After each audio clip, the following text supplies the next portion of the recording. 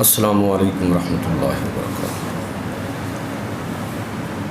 نحمدہ ونصلی ونسلم علی رسولہ الکریم، اما بعد فاعوذ باللہ من الشیطان الرجیم، بسم اللہ الرحمن الرحیم۔ لا اکراہ فی الدین، صدق اللہ مولانا العظیم و صدق رسولہ النبی الکریم الامین، ونحن علی ذالک من الشاہدین والشاکرین والحمد للہ رب العالمین۔ قال اللہ تبارک و تعالی فی شان حبیبہ مخبرا وعامرا، ان اللہ وملائکتہ یصلون علی النبی یا ایھا الذین آمنوا صلوا علیہ وسلموا تسلیما۔ الصلاۃ والسلام علیک یا رسول اللہ وعلی آلک واصحابک وسلم یا حبیب اللہ۔ الصلاۃ والسلام علیک یا رسول اللہ وعلی آلک واصحابک وسلم یا حبیب اللہ۔ انتہائی واجب الاحترام سامعین و حاضرین، آج کے خطبہ جمعۃ المبارک میں جس موضوع پر چند باتیں عرض کرنا چاہتا ہوں وہ اس وقت بر صغیر، بلکہ میں کہوں گا کہ پوری دنیا کے اندر اس وقت موضوع بحث ہے۔ کشمیر کے اندر جو ہندوستان نے کیا ہے اور جو وہ کرنے جا رہا ہے، اور اس سے جو مستقبل کے جو خطرات ہیں، اسی تناظر میں چند باتیں آپ کی خدمت میں عرض کرنا چاہتا ہوں۔ ضرورت اس امر کی ہے کہ یہ مسئلہ جس انداز میں اٹھا ہے، تمام ہمارا دانشور طبقہ، چاہے ان کا تعلق علماء کی صف سے ہو، اساتذہ، صحافی، وکلاء، اینکر پرسن اور ہمارے تجزیہ نگار، وہ ضروری ہے کہ ایک تو صورتحال کا صحیح ادراک کریں، اور دوسرا جذبات بھی اپنی جگہ پر ہیں، لیکن اس کے ساتھ ساتھ ادراک بڑا ضروری ہے۔ تو ہمارا کوئی بھی ایکٹ اور عمل جو ہے وہ جذبات کے تابع بے شک ہو، لیکن اس سے پہلے ادراک بھی ضروری ہے، معاملے کی تفہیم ضروری ہے، تاکہ کوئی ایسا قدم نہ اٹھایا جائے جس سے ہمارا درست اور سچا موقف جو ہے وہ غلط لوگوں کی نظر میں ہو جائے۔ تو میں اسی حوالے سے چند باتیں آپ احباب کی خدمت میں عرض کرنا چاہتا ہوں کہ اس وقت جو تقسیم ہند کے بعد جو صورتحال تقسیم کے وقت ہوئی اور جن اصولوں پر تقسیم ہوئی، ان اصولوں کو سمجھنا ضروری ہے۔ جہاں جہاں وائلیشن ہوئی اس کو سمجھنا ضروری ہے۔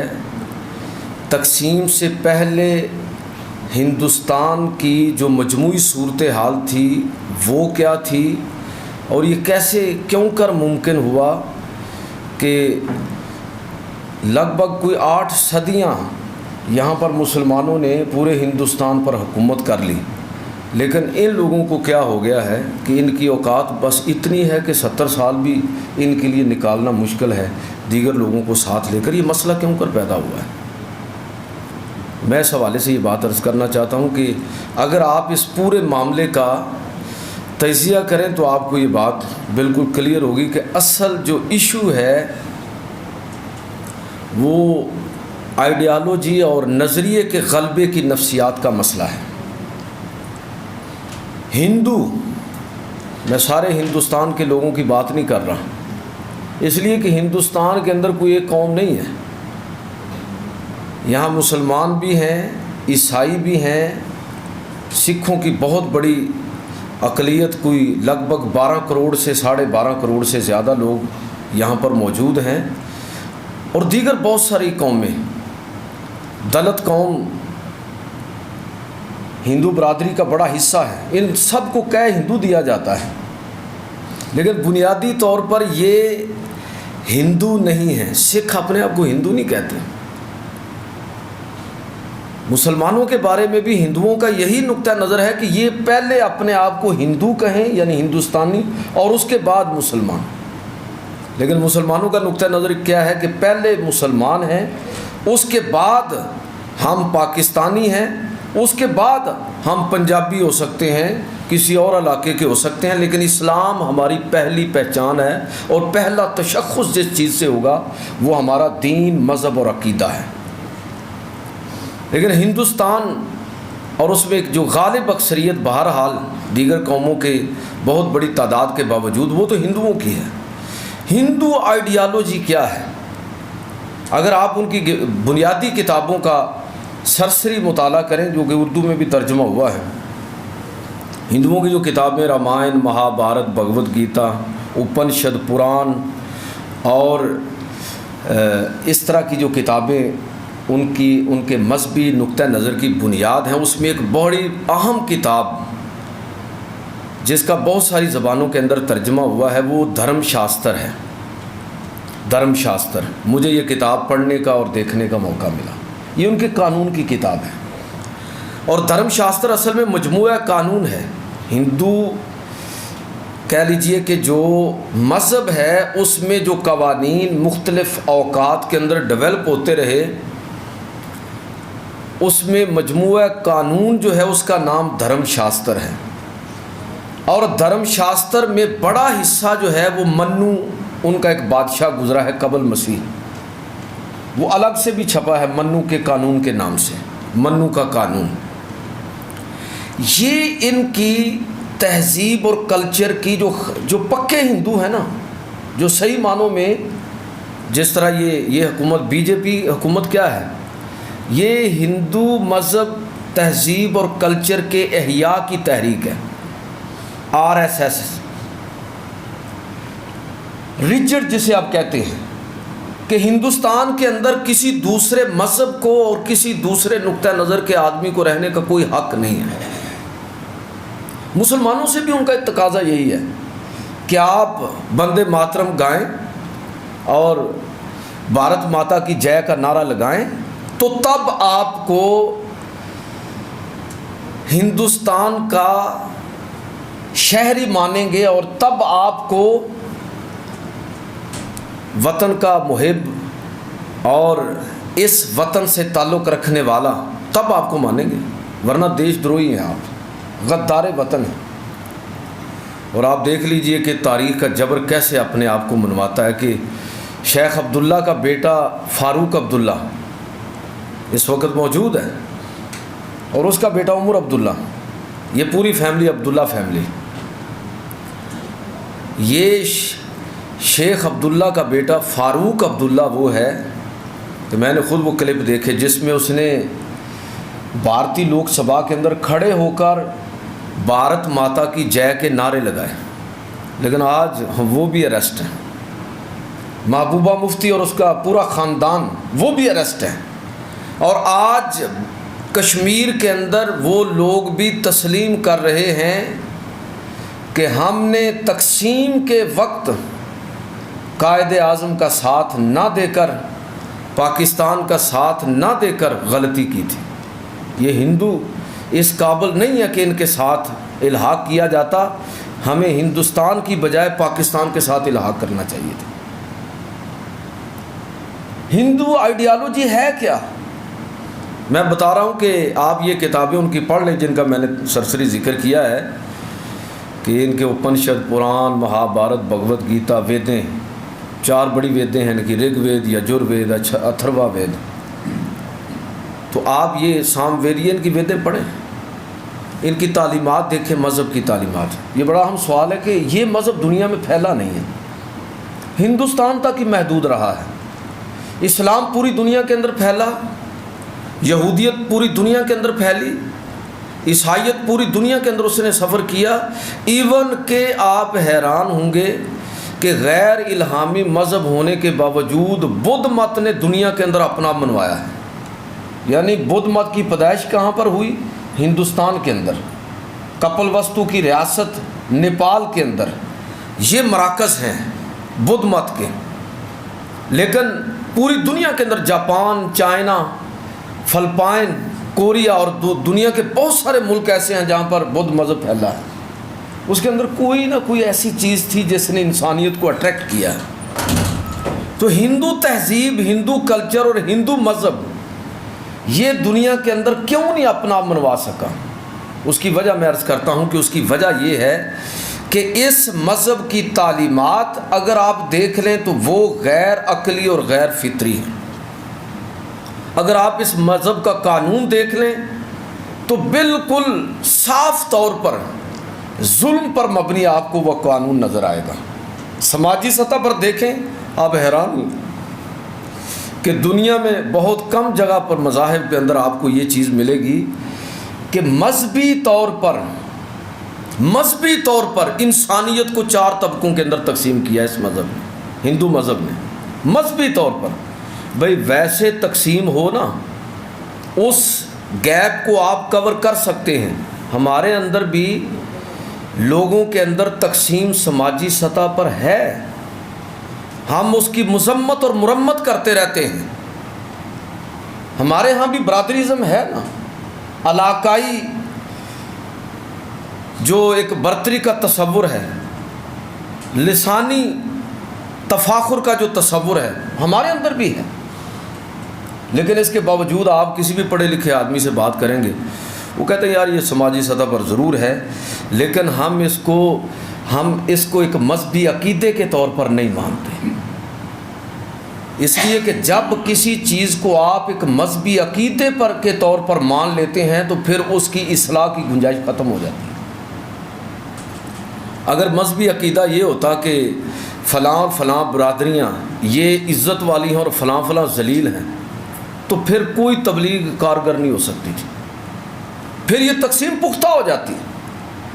اسلام پوری انسانیت کو، سب لوگوں کو بحیثیت انسان برابر قرار دیتا ہے اور مسلمانوں کو آپس میں برابر قرار دیتا ہے۔ ہاں اتنا ضرور کہتا ہے کہ جو تم میں سے زیادہ نیک ہیں وہ اللہ کے ہاں زیادہ عزت والے ہیں، لیکن یہ نہیں ہے کہ فلاں قوم اور فلاں برادری سے ہونے کی وجہ سے فلاں شخص جو ہے یا فلاں قوم جو ہے وہ برتر ہے۔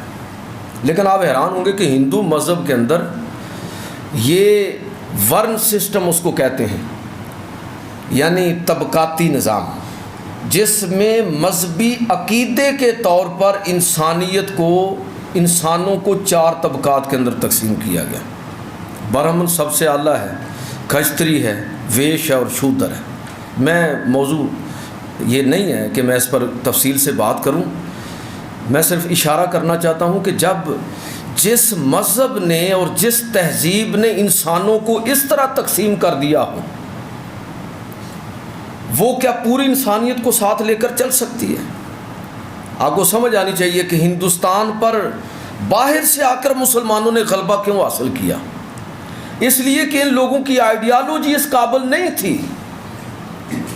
ہندوستان کی تہذیب اور کلچر، اس کے اندر اتنی جان نہیں تھی کہ وہ انسانوں کو اور انسانوں کے تمام طبقات کو ساتھ لے کر چلنے کی صلاحیت رکھتی۔ اس لیے کہ کوئی اعلیٰ ہے اور کوئی ادنا ہے، جبکہ انسان کا تو جی چاہتا ہے کہ ہم سب کو یار ہمیں بھی ان کے برابر سمجھا جائے۔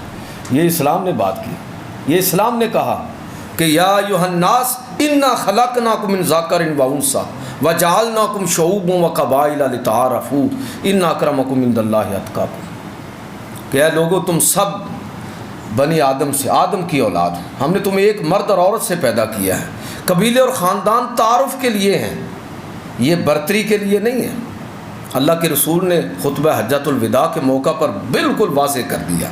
میں یہ عرض کرنا چاہتا ہوں کہ ہندو قوم، ہندو تہذیب اور کلچر یہ انسانیت کے لیے تباہ کن ہے۔ یہ جو مودی نے حرکت کی ہے، یہ بات سمجھنے والی ہے کہ اس حرکت کے بعد اس شر سے انشاءاللہ تعالی خیر پھوٹے گی۔ ممکن نہیں ہے کہ جس آئیڈیالوجی کے ساتھ بی جے پی کی حکومت چلنا چاہ رہی ہے، ہندو غلبے کی نفسیات کے ساتھ، یہ ممکن نہیں ہے کہ ہندوستان متحد رہ سکے۔ اور بھی بڑی قومیں ہیں وہاں پر، بہت ساری ریاستیں وہاں پر موجود ہیں جن کو خود مختاری کسی نہ کسی انداز میں دی گئی ہے، ان سب کے لیے مسائل کھڑے ہوں گے۔ لہٰذا اکھنڈ بھارت کا جو تصور یہ بی جے پی کا منشور ہے، یہ ان کی تباہی کا سبب اور باعث بنے گا۔ میں نے عرض کیا کہ اس کی وجہ کیا ہے؟ اس کی وجہ یہ ہے کہ اگر آپ ہندو فلسفے اور ہندو کلچر، تہذیب اور مذہب کو لوگوں پر زبردستی نافذ کریں گے تو اس کے نتیجے میں بغاوت پیدا ہوگی۔ دین کے اندر جبر اور سختی ممکن نہیں ہے۔ بھئی آپ گردن کو جھکا لیں گے، دل کو کیسے فتح کریں گے؟ ایمان اور عقیدے کا تعلق زبان سے صرف نہیں ہے. ایمان کی تعریف جو آپ نے پڑھی ہے وہ یہ نہیں ہے کہ صرف آدمی زبان سے اقرار کرے. ہم نے یہ چیزیں پڑھی ہیں: اقرار باللسان، تصدیق بالقلب و عمل بالجوارح. 3 چیزوں کا نام ایمان ہے. زبان سے اقرار کرے، دل سے تصدیق کرے اور اپنے عمل سے ثابت کرے کہ وہ اس آئیڈیالوجی کو سب سے اعلیٰ اور برتر سمجھتا ہے. اگر ہندو کلچر، تہذیب اور جو ان کا مذہب ہے اور جو ان کی تعلیمات ہیں جس انداز میں غیر عقلی اور غیر فطری ہیں، اس کو کوئی انسان تسلیم کرنے کے لیے تیار نہیں. میں یہ اس کا اعتراف کرنا چاہوں گا کہ کاش برصغیر میں صوفیہ کرام کی طرح دیگر طبقات بھی اگر اپنی ذمہ داریوں کو محسوس کرتے تو یقین جانیے کہ جو نچلے درجے کے ہندو تھے وہ سارے کے سارے مسلمان ہو جاتے. اس لیے کہ جتنا بڑا پیغام پسے ہوئے طبقوں کے لیے ہے، ان طبقوں کے لیے کہ جن کو کوئی اہمیت اور عزت ہی حاصل نہیں ہے، جتنا بڑا پیغام اسلام کا ان طبقات کے لیے ہے، وہ تو ان کو اسلام کی طرف. آپ دیکھیے نا، حضور صلی اللہ علیہ وسلم نے مکہ میں اعلان نبوت فرمایا تو سردار تو کہیں بعد میں جا کے مسلمان ہوئے، بڑے بڑے سردار تو بعد میں مسلمان ہوئے. سب سے پہلے کون لوگ مسلمان ہوئے تھے؟ غلام، غریب، پسے ہوئے طبقات.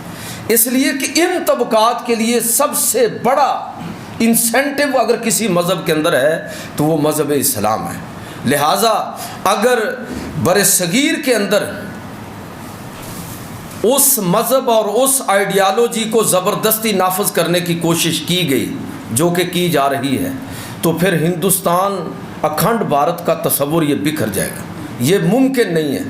پوری دنیا کھڑی ہے، پاکستان بھی کھڑا ہے اور ساری دنیا کے لوگ یہ دیکھ رہے ہیں کہ کس طرح انسانوں کے ساتھ جبر اور زیادتی اور ظلم ہو رہا ہے. میں بات کر رہا ہوں کہ اگر آپ ہندو مذہب کی بنیادی کتابوں کا مطالعہ کریں تو آپ کو اندازہ ہوگا کہ ہندو مذہب کی تعلیمات اس قابل نہیں ہیں کہ یہ کسی پڑھے لکھے انسان کو اپنی طرف متوجہ کریں.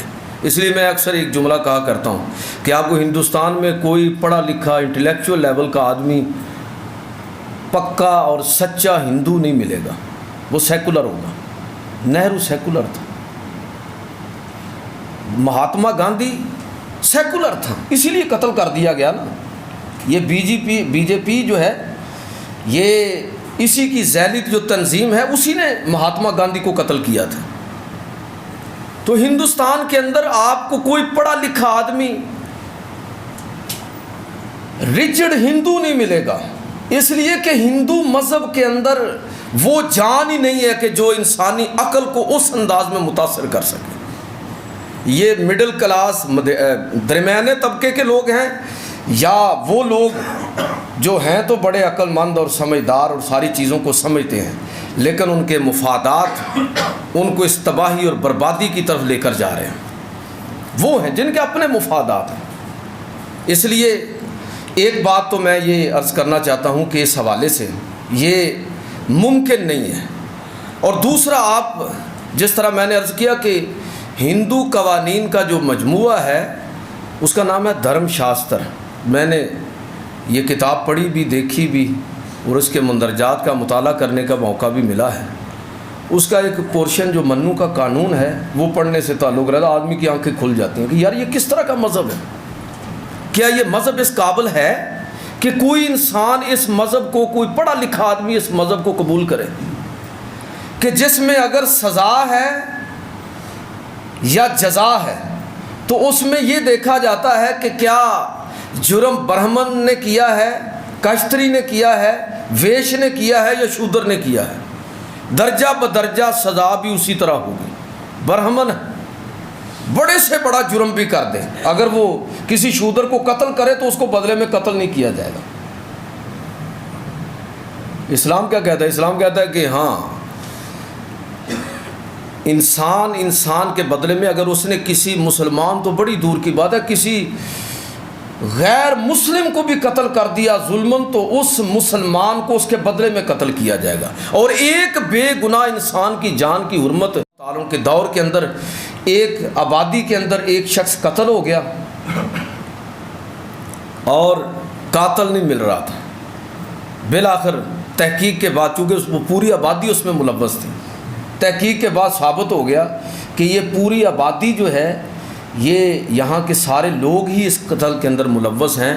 آپ حیران ہوں گے کہ یہ تاریخ کا ایک عجیب واقعہ ہے کہ حضرت عمر رضی اللہ تعالیٰ نے جرم ثابت ہونے کے بعد اس ایک بے گناہ انسان کے بدلے میں 50 لوگوں کو قتل کروا دیا،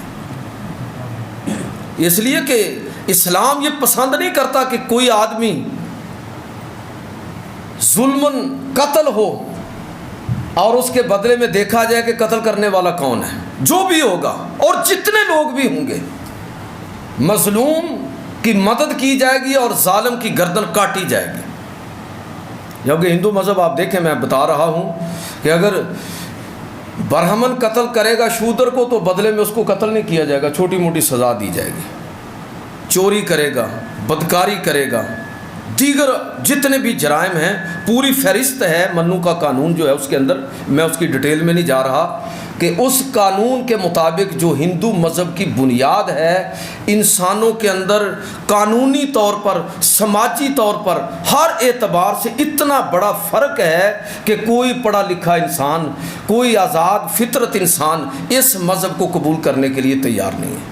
یہی وجہ ہے کہ ہندو مذہب دنیا میں پھیلا نہیں ہے، بس ادھر ہی رہا ہے، ہندوستان تک ہی رہا ہے۔ اور ہندو مذہب کے اندر اتنی جان نہیں تھی، اتنی طاقت نہیں تھی اس کلچر کے اندر کہ یہ ساری برادری اور قوموں کو ساتھ لے کر چلتا۔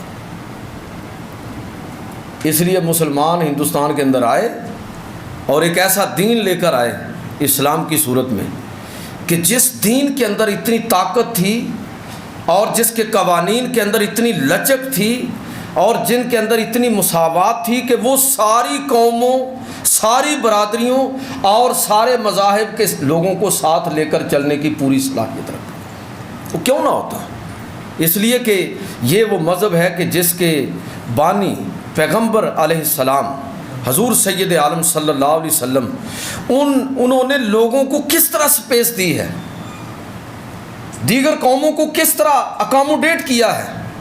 مدنی ریاست کی بات آج کل بہت ہوتی ہے، تو اس مدنی ریاست کے اندر دوسری قوموں کو، دوسرے لوگوں کو، ہر طبقے کے لوگوں کو کس طرح پروٹوکول ملتا تھا، ہر مذہب کے ماننے والے کی اہمیت کو اور اس کے عقیدے کو کس طرح تحفظ دیا جاتا تھا کہ حضور سید عالم صلی اللہ علیہ وسلم نے نجران کے عیسائیوں کے ساتھ جب معاہدہ فرمایا 9 ہجری کے اندر اور ان کا وفد مدینہ کے اندر آیا تو اللہ کے رسول صلی اللہ علیہ وسلم نے ان کی عبادت کا وقت ہوا تو مسجد نبوی کے اندر رسول اللہ صلی اللہ علیہ وسلم نے ان کو اپنے طریقے کے مطابق عبادت کرنے کی اجازت دی، اپنے طریقے کے مطابق۔ عیسائیوں نے اپنے طریقے کے مطابق عبادت کی، اور کہاں پر کی؟ مسجد نبوی کے اندر۔ اور کس کی اجازت کے ساتھ کی؟ رسول اللہ صلی اللہ علیہ وسلم کی اجازت۔ یہ مسلمان ہیں، یہ ان کا ویژن ہے کہ وہ دوسری قوموں کو اور ان کے نظریے کو اور ان کے نقطہ نظر کو کتنا اہمیت دیتے ہیں اور اس کو کتنا برداشت کرتے ہیں۔ اور یہودی جن کے 3 قبیلے مدینہ کے اندر موجود تھے، بنو قینقاع، بنو نذیر اور بنو قریظہ، میثاق مدینہ مشہور یہ معاہدہ جو آپ نے اکثر پڑھا ہے، نام سنا ہے، اس کی 52 شقیں ہیں۔ پروفیسر منٹ کمری واٹ نے اپنی کتاب محمد ایٹ مدینہ کے اندر وہ ایک ایک شق الگ الگ کر کے درج کی ہے۔ اور جن شقوں کا تعلق یہودیوں کے ساتھ، اس میں یہ بھی ہے کہ یہودی قوم کو ان کی عبادت گاہیں بھی محفوظ ہوں گی، ان کا مذہب اور عقیدہ وہ بھی محفوظ ہے، اور وہ اپنے طریقے کے مطابق اپنی مذہبی عبادات اور رسومات کو ادا کر سکتے ہیں۔ اور کہاں پر؟ مدینہ کے اندر، مدینہ کے اندر۔ اور معاہدہ کس نے کیا ہے؟ رسول اللہ صلی اللہ علیہ وسلم نے کیا ہے۔ تاریخ کا ریکارڈ ہے، اور آج بھی دنیا محو حیرت ہوتی ہے، افسوس صد افسوس کہ ہم رسول خدا صلی اللہ علیہ وسلم کا وہ ویژن جو اسلام کا ویژن ہے، اس کو اس طرح دنیا کے سامنے شاید پوری طرح پیش نہیں کر سکے۔ ہمارا جو چہرہ اب دنیا کے سامنے، لوگ تو غلط فہمیاں پیدا کرنا چاہتے ہیں، لیکن جو چہرہ ہمیں پیش کرنا چاہیے اس چہرے کو ہم پوری طرح شاید پیش نہیں کر سکے کہ اسلام کتنا عظیم مذہب ہے۔ نبی صلی اللہ علیہ وسلم محمد رسول اللہ صرف مسلمانوں کے نبی نہیں تھے، یہ اپروچ غلط ہے۔ وہ پوری انسانیت کے نبی تھے، قیامت تک آنے والے لوگوں کے نبی اور رسول ہیں۔ قرآن وہ کتاب ہے جو مسلمانوں کی کتاب نہیں ہے، یہ پوری انسانیت کے لیے آئی ہے۔ مسلمان جس خدا کو پوجتے ہیں وہ یہودیوں کے خدا، ہندوؤں کے خدا اور عیسائیوں کے خدا جیسا نہیں ہے۔ مسلمانوں کا خدا وہ ہے کہ جس کا تعارف یہ ہے کہ وہ رب المسلمین ہی نہیں ہے، رب العالمین ہے۔ جس کتاب کو مسلمان مانتے ہیں وہ ہدی للعالمین ہے، ہدی للناس ہے، اور جس پیغمبر کو مسلمان مانتے ہیں وہ رحمت للعالمین ہے۔ یعنی اس سے آپ کو اس آفاقیت کا اندازہ ہوگا۔ میں عرض یہ کرنا چاہتا ہوں کہ اگر آپ پیغمبر علیہ الصلاۃ والسلام کی تعلیمات کا اس تناظر میں مطالعہ کریں تو آپ کو یہ نظر آئے گا کہ یہ بر صغیر کے اندر یہ مسلمان ہی واقعتاً ہی وہ ویژن رکھتے تھے، یہ مسلمانوں کا ہی کمال تھا، اور مسلمانوں کے پاس ہی وہ نظریہ حیات تھا کہ وہ بر صغیر کے تمام طبقات کو ساتھ لے کر چلنے کی صلاحیت رکھتے تھے۔ ہندوؤں کے پاس یہ طاقت نہیں ہے، ان کے اندر وہ برداشت نہیں ہے، ان کا مذہبی عقیدہ، قانون اور سماجی حوالے سے جو تعلیمات ہیں ہندو مذہب کی وہ اس قابل نہیں ہے کہ وہ پوری انسانیت کو ساتھ لے کر چلیں۔ وہ تو تقسیم کرتا ہے انسانیت کو، وہ تو قانونی لحاظ سے انسانوں کے درمیان فرق کرتا ہے۔ کسی دوسرے کو برداشت کرنا ہندو مذہب کے ویسے ہی خلاف ہے۔ لہذا جس مذہب کا حال یہ ہو کہ وہاں گائے انسان سے زیادہ پوتر ہے، گائے وہ انسان سے زیادہ قیمتی ہے، وہ مذہب اور عقیدہ دنیا میں تماشا ہی بنے گا اور کیا بنے گا۔ اس لیے یہ جو تحریک چلائی ہے بی جے پی نے، اور یہ جو کشمیر کے اندر یہ جو ایکٹ کیا ہے انہوں نے، یہ ہندوستان کی تباہی پر منتج ہوگا انشاءاللہ تعالی۔ مسلمانوں کو ذرا پورے حوصلے اور ہمت کے ساتھ کھڑا ہونا چاہیے۔ افسوس ہوتا ہے یہ ہماری اسمبلی کا اجلاس چل رہا ہے، تیسرا چوتھا دن ہے، شرم آتی ہے سنتے ہوئے۔ یہ ہمارے حکمران ہیں، یہ اپوزیشن ہے، یہ حکومتی بینچ ہے، آپس میں لڑ رہے ہیں اور آپس میں الجھ رہے ہیں۔ جو اصل ایشو ہے اس پر بات ہی نہیں ہو رہی۔ بھئی اصل ایشوز پر ہماری آپس کی جو بھی اختلافات ہیں وہ چلتے رہیں گے، اصل ایشو پر بات کرو، دنیا کو میسج دو کہ ہم کشمیر کے مسلمانوں کے ساتھ کھڑے ہیں۔ ہم ہندوؤں کو اس چیز کی اجازت نہیں دیں گے کہ وہ اپنے فلسفہ حیات کو بر صغیر کے اندر اس انداز میں اور بالخصوص کشمیر کے اندر اس انداز میں نافذ کریں۔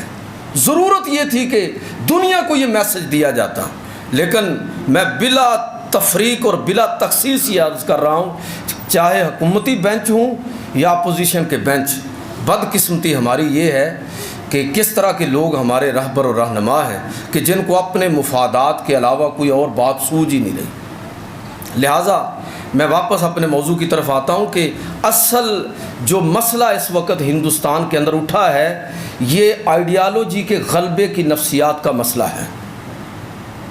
بی جے پی کا بنیادی منشور یہ ہے، منشور کے اندر لکھا ہوا ہے کہ وہ ہندوستان کو جو کہ ایک سیکولر سٹیٹ ہونے کی دعوے دار ہے، اس کو سیکولر سٹیٹ نہیں رہنے دیں گے۔ اگلا سٹیپ ان کا یہی ہے، وہ اس کو ایک خالصتاً ہندو مذہبی ریاست بنائیں گے۔ اور میں عرض کر رہا ہوں کہ ہندو مذہب آپ ان کی بنیادی کتابوں کا مطالعہ کریں، رامائن، مہابھارت، اپنشد، وید، بھگوت گیتا، ساری کتابیں آپ پڑھیں، ان کو دیکھیں اور ان کا نچوڑ آپ اخذ کر کے دیکھیں۔ ان کی جو تعلیمات ہیں اس قابل ہی نہیں ہے کہ انسان کو اٹریکٹ کر سکیں، لوگوں کو اکٹھا کر سکیں، اس قابل نہیں ہے۔ ان کے قانون کا مجموعہ جو دھرم شاستر ہے اور اس میں سے جو منو کا قانون، وہ پورا چیپٹر جو ہے اس قابل نہیں ہے کہ لوگ اس کو قانون کے طور پر تسلیم کریں، کہ جس میں برہمن کے لیے اور قانون ہے اور نیچے والے تینوں طبقات کے لیے قانون بالکل اور ہے۔ لہٰذا یہ ہندو کلچر اور ہندو مذہب کی جو غلبے کی کوشش کی جا رہی ہے اور ہندوستان کے اندر دیگر اقلیتوں کو دبانے کی جو کوشش کی جا رہی ہے، اس سے ایک ایسی تباہی جو ہے اس کا آغاز ہونے والا ہے کہ جس سے اللہ تعالیٰ مسلمانوں کو بھی اور پوری انسانیت کو محفوظ رکھے. کچھ بھی ہو سکتا ہے، کیونکہ ظاہر ہے کہ یہ ایسا معاملہ نہیں ہے. 1,40,00,000 سے زیادہ مسلمان تو صرف کشمیر کے اندر ہیں، اور 23, 24 اور 25 کروڑ کے قریب مسلمان ہندوستان کے اندر ہیں. کیسے یہ تسلیم کر لیا جائے کہ مسلمانوں کو وہاں ذلیل اور رسوا کیا جائے، ان کی عبادت گاہوں کو مسمار کیا جائے، ان کی عبادت گاہوں کے سامنے بندے ماترم کے نغمے گائے جائیں، ان پر گاؤ کشی اور گائے ذبح کا الزام لگا کر مسلمانوں کو ذبح کیا جائے. یہ مسلمان، پوری دنیا کے مسلمان حکمران کتنے ہی بکے ہوئے کیوں نہ ہوں، لیکن مسلمان امت اور قوم اس چیز کو تسلیم نہیں کرے گی، انسانیت اس چیز کو تسلیم نہیں کرے گی. لہٰذا آج اس پہلو پر گفتگو کرنے کی ضرورت ہے. میں یہ عرض کرنا چاہوں گا کہ ہمارا جتنا بھی دانشور طبقہ ہے ان کے ذمے ہے کہ وہ اس پہلو کو اجاگر کریں اور پوری امت کو، پوری قوم کو اس مقصد کے لیے تیار کریں کہ وہ قانونی، مالی، جسمانی، اخلاقی ہر طرح کی مدد کے لیے ہمیں اپنے بھائیوں کی مدد کے لیے تیار رہنا چاہیے، اپنے مسلمان بھائیوں کی پشت پر کھڑا ہونا چاہیے. ریاست کی ذمہ داری، ریاست کو اپنی ذمہ داری سمجھنی چاہیے اور اس پر جتنے سٹیپ ہیں وہ لینے چاہیے. اور بڑی اچھی بات ہے کہ کم از کم اسمبلی کی کارروائی کو اگر چھوڑ بھی دیں تو حکومتی سطح پر کافی معقول جو ہے وہ اقدامات کیے گئے. مسئلہ کشمیر ہے کیا؟ آپ ماشاءاللہ سارے پڑھے لکھے ہیں کہ ریاستوں کو ایک اصول کے تحت یہ موقع دیا گیا کہ وہ چاہیں تو پاکستان کے اندر شامل ہو جائیں اور چاہے تو انڈیا کے ساتھ شامل ہو جائیں. یعنی کتنی بڑی زیادتی ہے جس کو دنیا میں ہم شاید اس طرح پروموٹ نہیں کر سکے، بتا نہیں سکے. دنیا ہمارے موقف سے آگاہ نہیں ہے. یہ بہاولپور آپ کے ساتھ شامل ہو گیا، دیگر ریاستیں آپ کے ساتھ شامل ہوئی. 3 ریاستیں تھیں جن کا مسئلہ تھا، جوناگڑھ، حیدرآباد، دکن اور کشمیر. اور دیکھیں کہ جوناگڑھ اور حیدرآباد معمولی اکثریت تھی ہندوؤں کی، لیکن حکمران مسلمان تھے.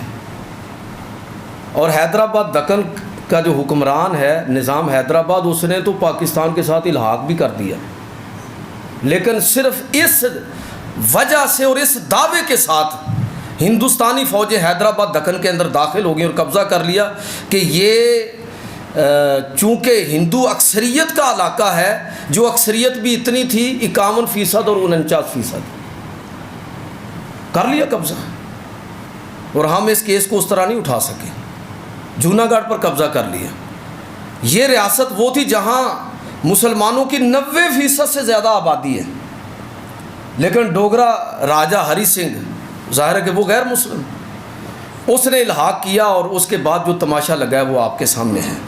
بدقسمتی یہ ہوئی کہ کشمیر کے اندر سے وہ قیادت اٹھی جو آج اس وقت اریسٹ ہے. عبداللہ فیملی، شیخ عبداللہ، اس کا بیٹا فاروق عبداللہ اور عمر عبداللہ، اور مفتی فیملی، محبوبہ مفتی جو ایکس وہاں کی وزیر اعلیٰ ہے، اب وہ سارے وہ بھی اریسٹ ہیں، وہ بھی گرفتار ہیں.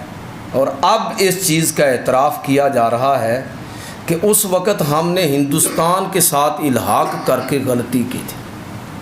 ہندوستان کے ساتھ الحاق کرنا یہ ہماری غلطی تھی. میں عرض کرنا چاہوں گا کہ یہی چیز ہوتی ہے. یہ میں اکثر ایک اصول بیان کیا کرتا ہوں کہ آپ فرد کے لیے بھی دیکھ لیں اور قوموں کے لیے بھی ایسا ہے. فرد کو بھی، ہر فرد کو اللہ تعالیٰ زندگی میں مواقع دیتا ہے. اللہ تعالیٰ کو کوئی شوق نہیں ہے کہ وہ لوگوں کو ذلیل کرے. اس آیت کا مطلب عمومی طور پر ہی ہم غلط کرتے ہیں کہ جی وَتُعِزُّ مَن تَشَاءُ وَتُذِلُّ مَن تَشَاءُ. اللہ تعالیٰ جس کو چاہتا ہے ذلیل کرتا ہے اور جس کو چاہتا ہے عزت کرتا ہے. ایسا بالکل نہیں ہے. اللہ تعالیٰ اپنے قانون کے مطابق فرد کو بھی اور قوموں کو ذلیل کرتا ہے، اور اسی قانون کے مطابق قوموں کو اور افراد کو عزت عطا فرماتا ہے. اگر اللہ تعالیٰ بغیر کسی اصول ضابطے کے جس کو چاہے ذلیل کر دے اور جس کو چاہے عزت دے دے تو بھئی ایسا خدا تو بڑا عجیب و غریب ہوگا کہ جو خود عدل کرنے والا نہیں ہے. مسلمانوں کا خدا ایسا نہیں ہے. وہ خدا ہے کہ جس نے عزت کے اصول بھی بیان کیے ہیں اور ذلت کے اصول بھی بیان کیے ہیں. اگر ان عزت کے اصولوں کو کوئی فرد اختیار کرتا ہے تو اللہ تعالیٰ اس کو عزت سے محروم نہیں کرتا، اور اگر کوئی قوم ان اصولوں کو اختیار کرتی ہے تو اللہ تعالیٰ اس قوم کو بھی ذلیل نہیں کرتا، اس کو اللہ تعالیٰ عزت عطا فرماتا ہے۔ لہٰذا آپ دیکھ لیجئے کہ بر صغیر کے اندر یہ دو بڑی موٹی سی مثالیں آپ کے سامنے ہیں کہ چھوٹی سی غلطی بظاہر نظر آتی ہے، جب لیڈرشپ ایک لمحے کی خطا جو ہے وہ صدیوں کی سزا ملتی ہے قوموں کو۔ سکھوں نے کیا کیا؟ ماسٹر تارا سنگھ نے صرف ایک ہی غلطی کی نا جی، ہم ہندوؤں کے ساتھ ہیں، حالانکہ وہ ہمارے ساتھ اگر ہوتے تو زیادہ فائدہ ہوتا، ان کے لیے زیادہ مواقع پیدا ہونے تھے۔ سارے مفادات بھی سکھوں کے ادھر پاکستان کے اندر ہیں، ایسے ایسے گردوارے جو جن کے ساتھ ان کے سارے جو جتنے گرو ہیں ان کی نسبت ہے، وہ سارے گردوارے ادھر ہی ہیں۔ ایک ہی بڑا حکمران ان کا گزرا ہے جس کے آج بھی وہ گیت گاتے ہیں، رنجیت سنگھ، گجرانوالہ میں پیدا ہوا، یہ لاہور اس کا مرکز، پورے پنجاب پر اور دور دراز تک اس کی حکومت۔ تو چاہے ان کی سیاسی تاریخ ہو، مذہبی تاریخ ہو، لیکن انہوں نے الحاق کس کے ساتھ کیا؟ ہندوؤں کے جھانسے کے اندر آئے، اور آج سکھ قوم کے پاس اس غلطی کی تلافی کا موقع نہیں ہے۔ روتے ہیں، پوری دنیا کے اندر سکھ کمیونٹی پھیلی ہوئی ہے، کینیڈا کے اندر تو یہاں تک کہا جاتا ہے کہ تیسری بڑی زبان جو وہ پنجابی ہے، اور وہاں پر باقاعدہ سکھ کمیونٹی کے بہت سارے جو سیاستدان ہیں عملی طور پر وہاں پر حکومت کا حصہ ہے، دنیا کے اندر پھیلے ہوئے ہیں۔ یہاں سے مار پڑتی ہے پھر بھاگتے ہیں دنیا میں۔ لیڈر نے ایک غلطی کی، صدیوں سزا پائے گی یہ قوم، تلافی نہیں ہو رہی، تلافی ممکن نہیں ہوتی۔ اس لیے لیڈرشپ کا جو کردار ہے وہ بڑا اہم ہوتا ہے۔ دوسری طرف آپ دیکھ لیں، شیخ عبداللہ نے جو غلطی کی، آج محبوبہ مفتی اور فاروق عبداللہ اور عمر عبداللہ اور وہ سارے لوگ جو ہندوستان کے ساتھ الحاق کے حق میں تھے، اس کی نمائندگی کرتے رہے ہیں ہندوستان کی، آج رو رہے ہیں، عملی طور پر رو رہے ہیں۔ شیخ عبداللہ کا تو میں نے خود اس کا فاروق عبداللہ کا وہ کلپ دیکھا کہ زار و قطار رو رہا ہے، اور یہ کہہ رہا ہے کہ آج ہمیں سمجھ آئی کہ ہم نے جناح کی بات نہ مان کر ہمارے بزرگوں نے غلطی کی تھی، آج ثابت ہو گیا۔ میں یہ عرض کرنا چاہتا ہوں، ساری بات کا خلاصہ اور گفتگو کا خلاصہ یہ ہے کہ ہندو مذہب اور تہذیب اور کلچر اس قابل نہیں ہے کہ سارے انسانوں کو، سب مذہب کے ماننے والے لوگوں کو، تمام برادریوں کو ساتھ لے کر چلے۔ یہ ہندو مذہب کے اندر اتنی لچک ہے ہی نہیں، یہ لچک تھی مسلمانوں کے اندر، اور انہوں نے اس مذہب کی بنیاد پر، اس عقیدے کی بنیاد پر ہندوستان پر 8 صدیوں تک حکومت کی۔ حالانکہ مسلمانوں کی تعداد کتنی تھی؟ 20%، کبھی بھی 20% سے زیادہ نہیں ہوئی، لیکن مسلمانوں نے اپنی آئیڈیالوجی، اس کی جو وسعت اور اس میں جو تنوع ہے، اس کے اندر جو فلیکسیبلٹی ہے، اس کی بنیاد پر 80% لوگوں کو ساتھ لے کر چلتے رہے ہیں، اور ہندوستان دنیا کی نظر میں سونے کی چڑیا بن گئی۔ لیکن آج ان لوگوں کی اوقات آپ دیکھیے، 1935 کی جو کانگریسی وزارتیں ہیں ان کی تاریخ آپ میں سے بہت سارے لوگوں نے پڑھی ہے۔ ان لوگوں کی اوقات اس وقت سامنے آئی، اور اس وقت ہمارے بزرگوں نے یہ سوچا کہ ہمیں الگ سے ایک وطن بنانے کی ضرورت ہے، اس لیے کہ اتنا سا اختیار ملا ہے، تو یہ اس اختیار کے نتیجے میں مسلمانوں پر اتنا ظلم، اور اگر ان کو پورے ہندوستان کا مکمل اختیار مل گیا تو پھر یہاں کے رہنے والے لوگوں کا حال کیا ہوگا؟ اس لیے الگ وطن بنانے کی بات کی۔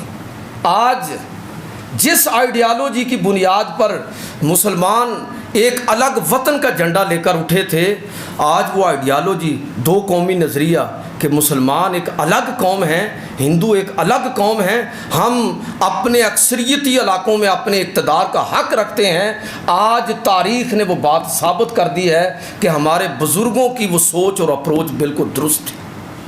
اور فاروق عبداللہ اور محبوبہ مفتی کے بیانات آج اس بات کی تصدیق کر رہے ہیں کہ ان لوگوں نے جب لیڈرشپ غلطی کرتی ہے تو پھر لمحوں کی سزا قوموں کو صدیوں تک ملتی ہے، خون کی ندیاں بہہ گئیں، لاکھوں سے زیادہ مسلمان تحریک آزادی کشمیر کی نظر ہو چکے ہیں، اور اب جو صورتحال ہے اللہ تعالیٰ وہاں کے مسلمانوں کی حفاظت فرمائے اور مسلمانوں کو توفیق عطا فرمائے، پوری دنیا کے مسلمانوں کو، کہ وہ اپنے کشمیری بھائیوں کے ساتھ کھڑے ہوں تاکہ ہندو بنیے کے ظلم و ستم سے مسلمانوں کو بچایا جائے۔ ہمیں قانون کے دائرے میں رہتے ہوئے حکومت کی مدد کرنی چاہیے، حکومت کے ساتھ چلنا چاہیے، جلسے جلوس کے اندر بھی اپنا نقصان نہیں کرنا چاہیے، بلکہ اپنے وطن کے ساتھ محبت رکھتے ہوئے کشمیری بھائیوں کے ساتھ اپنی یکجہتی کا اظہار کرنا چاہیے۔ جس انداز میں بھی آپ کر سکتے ہیں، بول کر، لکھ کر، چل کر اور کچھ خرچ کر کے، جیسے بھی ہم کر سکتے ہیں، یہ وقت ہے کہ ہم مسلمانوں سے، کشمیر کے مسلمانوں سے، اپنے وطن پاکستان سے اپنی محبت کا عملی ثبوت جو ہے وہ پیش کریں۔ آزادی کتنی بڑی نعمت ہے، آپ ان کا حال دیکھیے، اور جو عزتیں اللہ نے ہمیں دی ہیں ان کو ذرا دیکھیے۔ اللہ تعالیٰ کشمیر کے مسلمانوں کی حفاظت فرمائے۔